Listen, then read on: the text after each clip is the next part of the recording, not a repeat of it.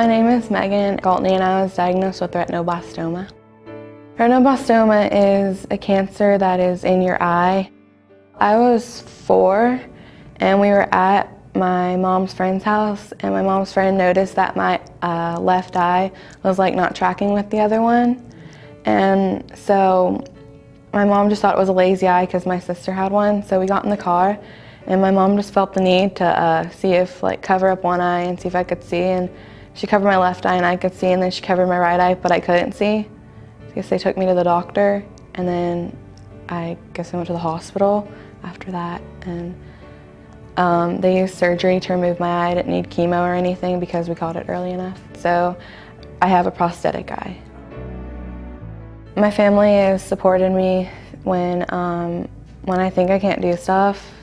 Sometimes they'll tell me that I can, and even when I'm really annoying, they put up with me.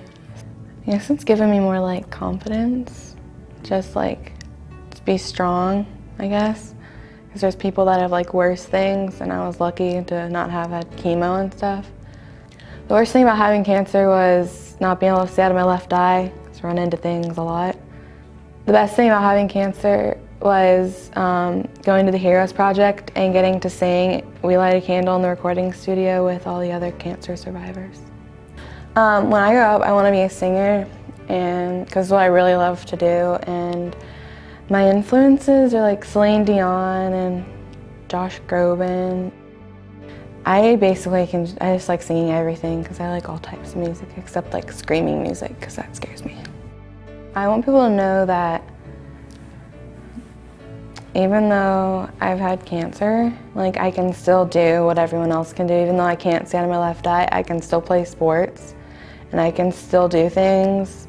Even though I'm blind, I can still do what they do. Even though it may be harder, I can still do it. And I think once people understand it more, they don't make fun of me or think of me differently. Being in 8th grade as a cancer survivor is for me, it's not really different because I can't see, even though I can't see, it's just not very different. But it's still hard because, people aren't, a lot of people don't know because you can't really tell. So a lot of times I run into people and they just look at me and I couldn't see them, and I have to be a lot more careful than other people. And if we're doing something, if we were outside, I have to be extra careful because if we were in the woods or something, I could lose my eye. I did a science project on it because we were learning about cancer, so I did my cancer. And I got the most questions asked, so I guess I got a good grade. And people are very interested and they're very surprised because they can't tell. And there's a lot of people, since it's a prosthetic eye, they all want to touch it. And I think it's kind of strange that they want to touch it. People one of my friends, she'll come up to me, she'll be like, "Can I touch your eye?" It's very strange for me sometimes because they all want to touch it. But the reaction mostly is just very surprised. And yes, I like sharing my story. It's I don't know, it's kind of fun to tell people. And they're all interested, and then you tell them everything and they want to know more and more. And I can't remember a lot of it because I was 4. If you have a certain disability and people tell you that you can't do it and that you can't play a certain sport like soccer, I don't think you should. If you want to play it and that's what you love to do, I think you should. And because what other people think, it doesn't matter, it's what you think of yourself. And the only person in the way of achieving what you want to do is yourself.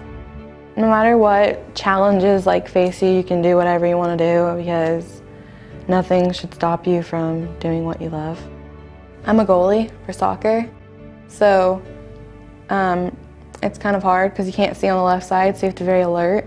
So just I play soccer, and it doesn't matter if you're blind in one eye, you can still play.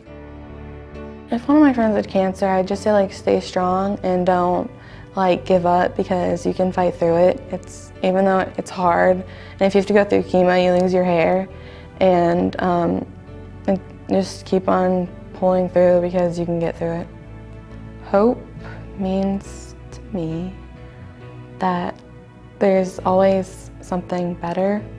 Like if you're in a bad situation, hope is like there's always light at the end of the tunnel.